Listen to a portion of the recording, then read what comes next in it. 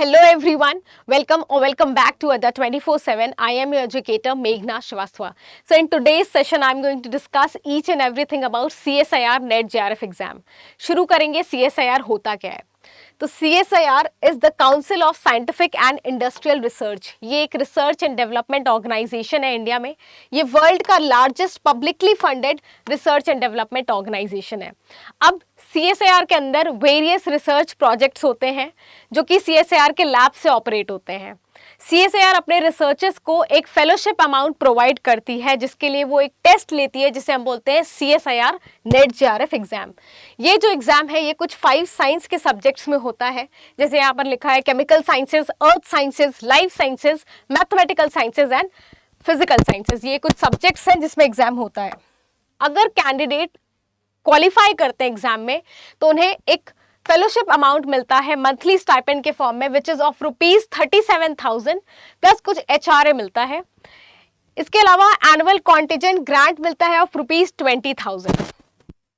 अगर एलिजिबिलिटी की बात कौन से स्टूडेंट्स या कौन से कैंडिडेट्स इस एग्जाम को दे सकते हैं, तो अगर आपके पास मास्टर्स डिग्री है, MSc डिग्री है या उसके इक्विवेलेंट कोई डिग्री है, इसके अलावा BS 4 year programme, BE, BTech, B Pharma, MBBS या इक्विवेलेंट डिग्री होल्डर्स या ऐसे स्टूडेंट्स जिन्होंने एनरोल किया है for integrated MS PhD programme, वो भी एलिजिबल होते हैं to appear for the CSIR NET JRF exam. सिर्फ चाहिए होता है OBC एंड जनरल कैंडिडेट्स को 55% marks, rest SC ST candidates को कुछ 50% मार्क्स चाहिए होता है. अब अगर बात करें कि इस एग्जाम से आपको मिलेगा क्या, तो एग्जाम के लिए जो भी स्टूडेंट्स अपीयर करते हैं वो 2 चीज़ों के लिए अपीयर कर सकते हैं. एक अपीयर कर सकते हैं for JRF that is junior research fellowship जिसमें मंथली स्टाइपेंड मिलता है क्वालिफाई करने पर.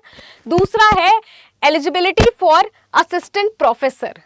असिस्टेंट प्रोफेसर के लिए भी आप एलिजिबल हो सकते हैं सेम एग्जाम से. तो एक ही एग्जाम से 2 कट ऑफ रिलीज होता है. एक होता है फॉर JRF एंड दूसरा थोड़े से कम मार्क्स के लिए होता है फॉर असिस्टेंट प्रोफेसर. तो आपको ये दोनों चीज मिल सकती है अगर आप एग्जाम में क्वालिफाई करते हैं. इसके अलावा इस बार एक नया एडिशन किया गया, वो था एडमिशन टू PhD. सो अगर आप सेम एग्जाम में अपीयर होते हैं तो आप एडमिशन टू PhD के लिए भी एलिजिबल हो जाते हैं.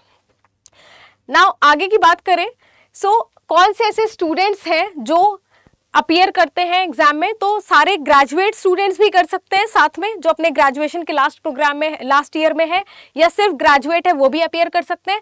साथ में जो MSc या मास्टर स्टूडेंट्स है वो भी अपीयर कर सकते हैं. लेकिन अगर ऐसे स्टूडेंट्स जो अपने ग्रेजुएशन प्रोग्राम में है और वो क्वालिफाई करते हैं, अगर उनकी एलिजिबिलिटी बात की जाए तो ऐसे स्टूडेंट्स लेक्चररशिप के लिए एलिजिबल नहीं होते हैं. वो सिर्फ JRF के लिए ही एलिजिबल होते हैं क्योंकि JRF is valid for 2 years. तो 2 साल तक वो वैलिड होता है, तो 2 साल के तक वो यूज कर सकते हैं. लेकिन असिस्टेंट प्रोफेसर बनने के लिए आपको पास मास्टर्स डिग्री होना जरूरी है. अब अगर अपर एज लिमिट की बात करें तो JRF की जो अपर एज लिमिट है वो 28 ईयर्स से बढ़ा करके 30 ईयर्स कर दी गई. जो लेटेस्ट एग्जाम हुआ था उसमें तो कुछ 30 years is the upper age limit for JRF. लेकिन LS के लिए कोई भी एज लिमिट नहीं होती है. साथ में ये जो अपर एज लिमिट है फॉर JRF, इसमें कुछ रिलैक्सेशन मिलता है फीमेल कैंडिडेट्स को, SC ST थर्ड जेंडर को या पर्सन विद डिसेबिलिटी को. तो उसमें कुछ 5 इयर्स का रिलैक्सेशन मिलता है. बात अगर करें पैटर्न की, क्वेश्चन पेपर की, अगर कैंडिडेट अपीयर करता है एग्जाम में और उसको क्वेश्चन पेपर मिलता है तो वो क्वेश्चन पेपर कुछ 3 पार्ट्स में डिवाइडेड होता है. Part A, part B and part C. ये जो पार्ट A, B, C है, पार्ट A में क्वेश्चंस होते हैं जनरल एप्टीट्यूड के एंड ये जो पार्ट है ये कॉमन होता है सारे सब्जेक्ट्स के लिए. पार्ट B की बात करें तो वो सब्जेक्ट स्पेसिफिक होता है एंड पार्ट C भी आपका सब्जेक्ट स्पेसिफिक होता है. लेकिन nature of the question is analytic, थोड़ा सा रिसर्च अप्रोच के क्वेश्चंस होते हैं इन पार्ट C. थोड़े से अलग क्वेश्चंस होते हैं, थोड़े से ज्यादा थिंकिंग क्वेश्चंस होते हैं.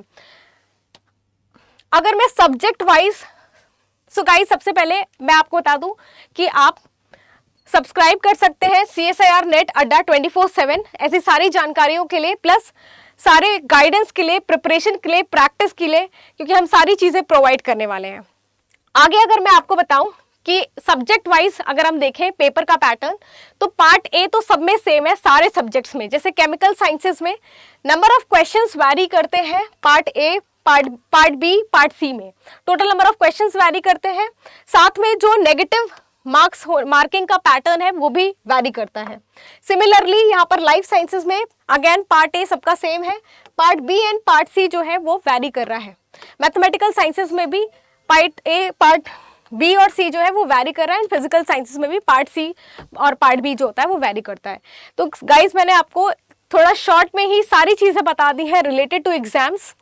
आप सब्सक्राइब कर सकते हैं CSIR नेट अड्डा 24/7 फॉर मोर सच वीडियोस। सारी जानकारी आपको, सारे इन्फॉर्मेशन उस पर प्रोवाइड किया जाएगा। Thank you so much.